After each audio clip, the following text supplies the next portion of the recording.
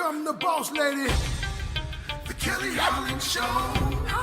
Watch out, let's go. Here come the boss lady, the Kelly Holland Show. Let's drop it. Here come the boss lady, the Kelly Holland Show. Come on. She gonna get it right, research all about your life. Her info's always tight, talking just to get inside. Gospel talking, Bible walking, wanna help you see. Faith is calling and she's walking with the victory. The king is on her side and she never quits. Put you on the show and you reminisce. Creative to the point where she's making hits. Business savvy is a Kelly, are you getting this? Kelly Holland Show. I'm liking this. Kelly Holland Show. Come on, y'all.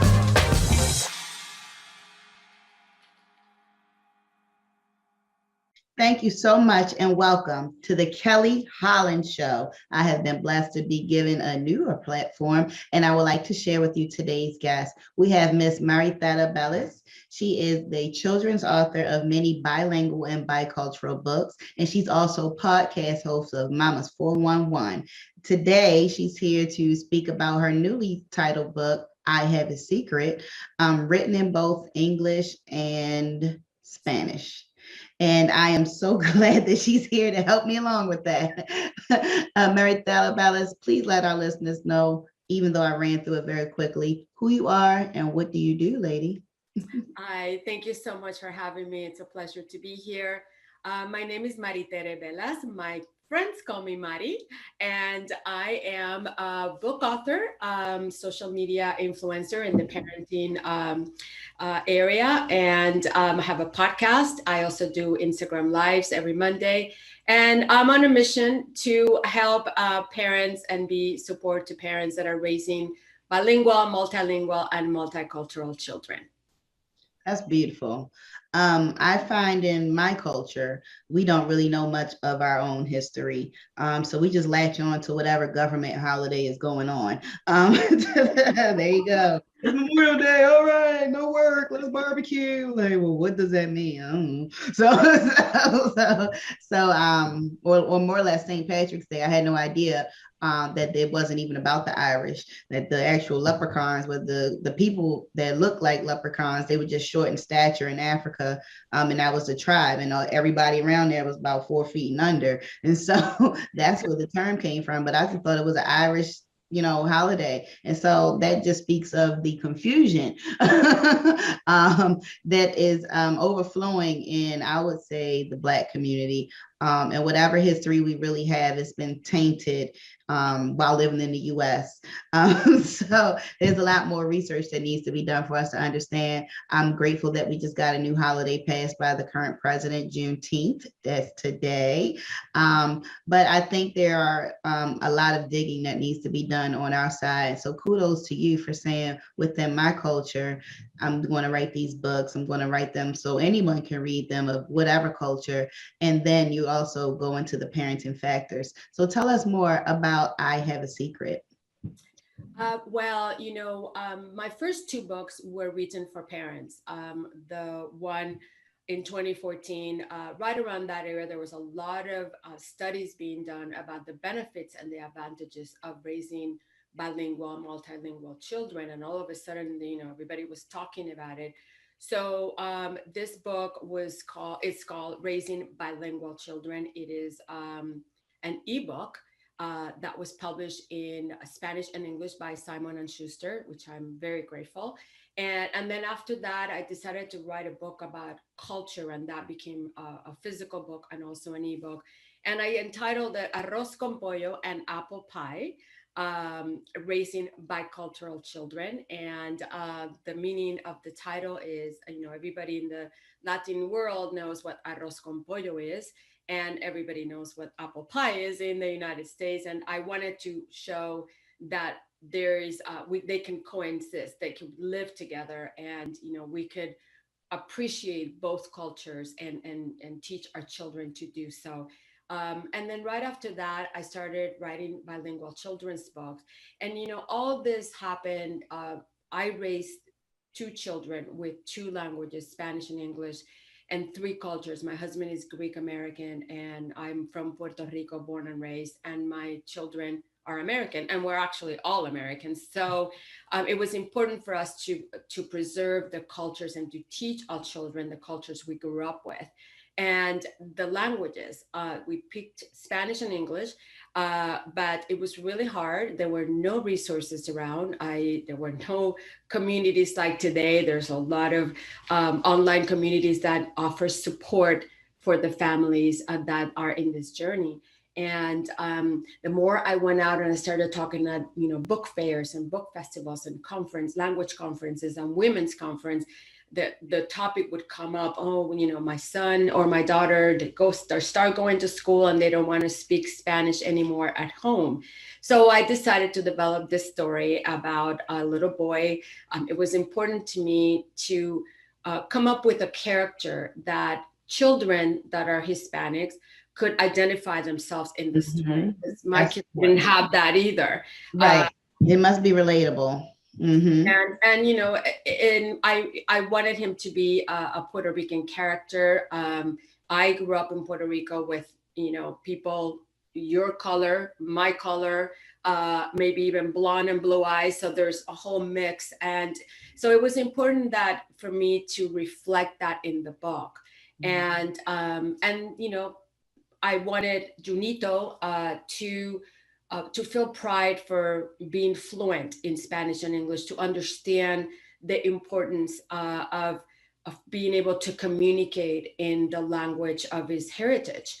So that's what the story is about. And of course, that, if your mom or dad tell you something for 1,000 times, you don't listen to until someone else comes and says something to you. Random person. Oh my gosh, men do that too. They just need the manly confirmation. I'm like, didn't we just talk about this? Oh my god. So I made the kind of like heroine in the book is the teacher that is monolingual, but she admires Junie because Junie can communicate in both English and Spanish, and she tells Junie, I wish I was more like you. So that kind of clicked in his little head. And then she just makes it where, it's a classroom thing, and they have a day where they all start speaking in Spanish. Like, she brings up words and stuff. And it's just a cute story. And of course, half a secret is because for a while he had a secret, but then he didn't have a secret anymore because everybody knew. I think, the other thing is, kids, that age, they don't want to be ridiculed. They have a different accent, or they have a last name that can't be pronounced that well, or a first name. And so they tend to kind of, pretend that they don't speak that other language because they don't want to feel different. So, So it's all those, I touch up on all those little emotions and, friendship and a little bit of bullying. Soft, but just to show the kids, all this can happen, but you still, walk in with your, head held high and be proud that you can communicate in two languages. That's beautiful. Absolutely beautiful. And then you hit it right on the spot. The bullying doesn't go anywhere. And I don't know if it's worse now or then, or maybe there's more resources for the bullied. But I definitely never thought that anyone that was bilingual would be teased because they know an extra language. I think that's amazing that they are able to develop a second and third language. And none of it's simple. Not if you grew up knowing English and then you're trying to learn another language. We get it in school, but it's not effective. I can tell you the time, I can count in numbers, and I can say hamburguesas. That's not going to get me far in the Spanish community, okay? I don't only know the time because I had a teacher that drilled it in my head. He made a song. He's like, ¿Qué hora es? We're like, es la una. I guess I only know es la una because I can't tell you any other time. And I can count to 20. That's not going to get me far at all. But I never knew that people that had super intelligence, is what I call it, would be demeaned. And so kudos to you for picking up on the emotional side, the mental health side, and also bringing encouragement to the character within your book throughout other characters within your book. And I think that really plays into the real life that we live.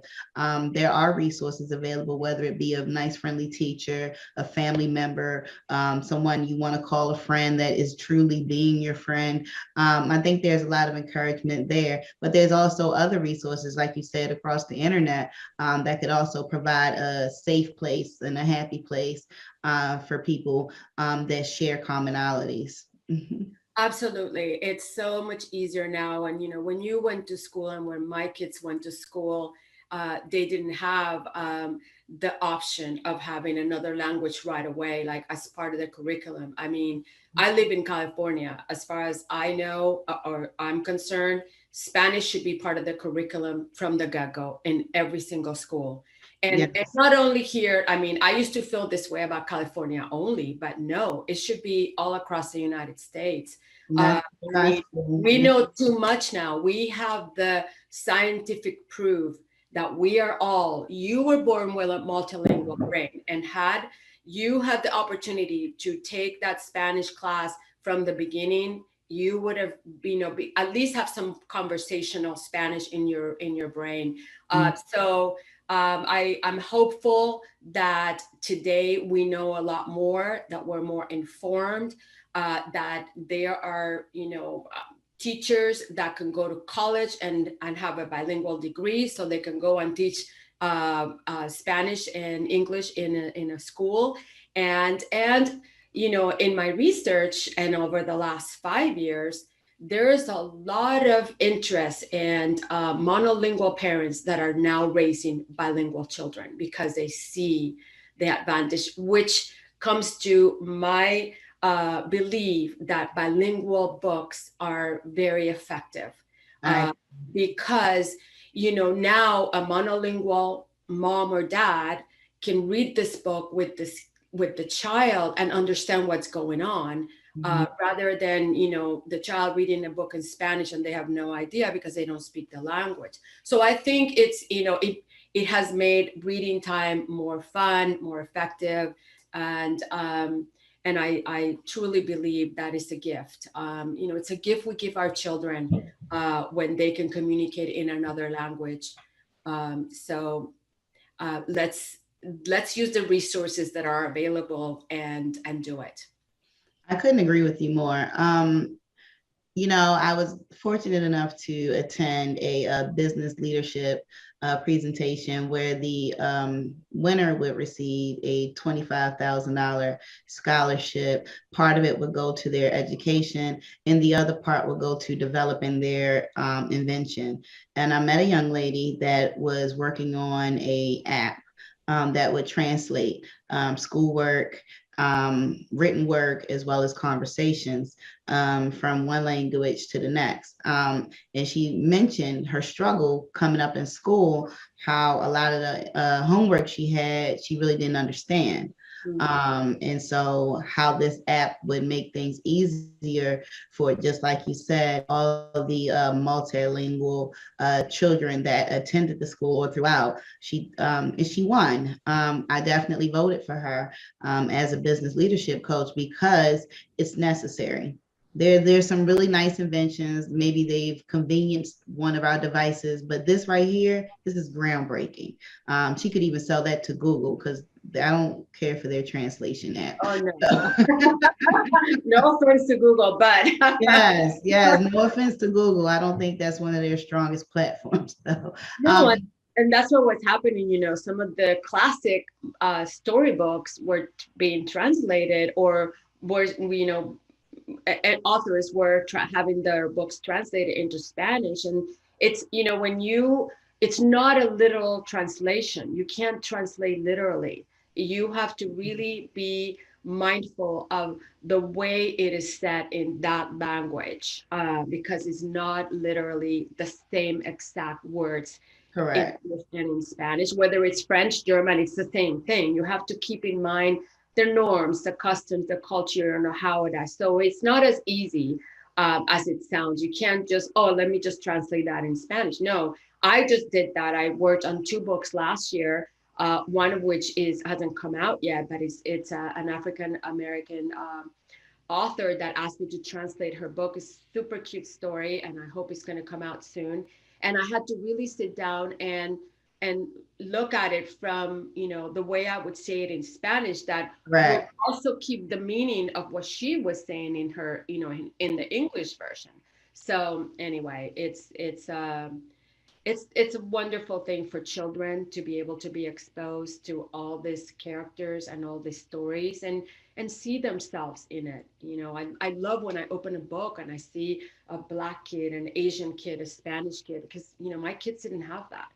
Correct, correct. And I'm starting to see a lot more diversity and inclusion in the children's literature, and throughout television. You're starting to see a lot more diversity and inclusion. It's not just a traditional white family or just Black family. You're seeing a mixture of family and friends, and I think that is applaudable. I also realized that between ages birth to 5, children are a sponge, and that is the prime time to introduce any language to them, because they will pick up on it, translate it, and learn it. And you probably can't even speak it yourself. So, so Well, it's interesting you say that, because in Europe they've always known this. I did my first 2 years of college in Europe. I bless my parents for allowing me that opportunity, and I was 18 years old, and there were kids around me speaking 5 languages without, they would turn this way, speak one another, and I was like, oh my gosh, this is amazing. yeah, And in that, by then I was bilingual, and then I learned the third language. And you know, yes, it's amazing and it's wonderful to start when, as soon as you know that you're pregnant, start talking to that child in Spanish or okay. French or German or whatever. But that doesn't mean that you can start later on. There's a number of different approaches that parents can take today to start with the second or third language. And there's resources out there. Send me an email. I'm happy to send you a list, and also walk with you in that journey, because that's what my mission is just to create this world where we all understand the importance of the gift that we're giving our children when they are able to communicate in another language. Yes, I definitely agree with you. Were you always feeling the author bug, or what did you do prior to this? You've raised your children, you got some time on your hands now. I guess there's some availability there. But who were you before all of this? Well, I told you I was born and raised in Puerto Rico. I had a bachelor's degree in languages because I just loved speaking in different languages. But I came to California to get a master's degree in communications, and I did a minor in journalism and PR, public relations. And I ended up started writing a column for La Opinion newspaper here in LA. Okay. Two parents like me that had no resources in trying to balance the cultures and the languages. I mean, I would go to the bookstores and libraries, and there were no books available to help me, like a Dr. Spock or, one. I'm like, okay, so let's talk about culture. How do I balance this? So I just, whatever I was doing in my house, I was talking to my husband one day, and he's like, if you have this education and you are trying to figure this out, think about the parents out there that are emigrating, that are coming to this country, that are trying to figure out how to balance the cultures and the language at home. You should write about it. So that's how I did. That's what I started with the column that ran for 12 years. And from there, I went into writing my books. Like, kind of like in 10th grade, I can look back and remember thinking I love to write, because I had just finished a paper in English, and I really loved the storytelling idea. So I kind of always knew I was going to end up writing eventually, Okay. but become a book author has been a dream. So I'm super excited, and I have a second book coming, like I'm working on, and I like the idea of writing for children and just giving them these beautiful stories that they can enjoy. Thank you so much for being a part of that. There's not many resources still, but I'm grateful that there are none. So I'm glad that you were able to publish and to allow us to gain this new information and education. What about the business side of it very quickly? You had this dream, you had the drive, you had the skill, but when it came to putting it into a book, how was that process? Interesting. Let's just put it that way. Mhm. I was asked to write the book, the ebook, which ended up being an ebook, and I missed that part in the contract. But that's another story. But I was super grateful. It opened a lot of doors. Going out and saying that Simon and Schuster, that you're one of Simon and Schuster's authors, is opens a lot of doors. But then I ended up needing a print book, because then I started going to book fairs and book festivals, and parents still wanted to walk away With a with a book, right? book. So that's where my Arroz con Pollo book came out, Raising Bicultural Children. And hold on. And here it is. And so I Oh, and apple pie, right? yeah, Arroz con Pollo and apple pie. So I self-published that book. So I've gone to conferences where I talk about publishing traditionally with or self-publishing, and then this book was also published by a small publisher in Georgia. So it's been an interesting experience. I think my dream would be to have a literary agent that would say, hey, you write, and I will take care of the business side of things. But it hasn't been easy, which means that there's a lot of in the Hispanic Latino world. There's been, over the last 2 or 3 years, a lot of little publishing companies starting their own business because of that, because they don't want to go through the traditional route and wait to get an agent, and it's a long process. So they started their own publishing houses, and it's a lot of work, but they're learning their craft and how it works. And nowadays you can do Kickstarter, or that kind of Mhm. GoFundMe, Right. and they a lot of authors are doing that.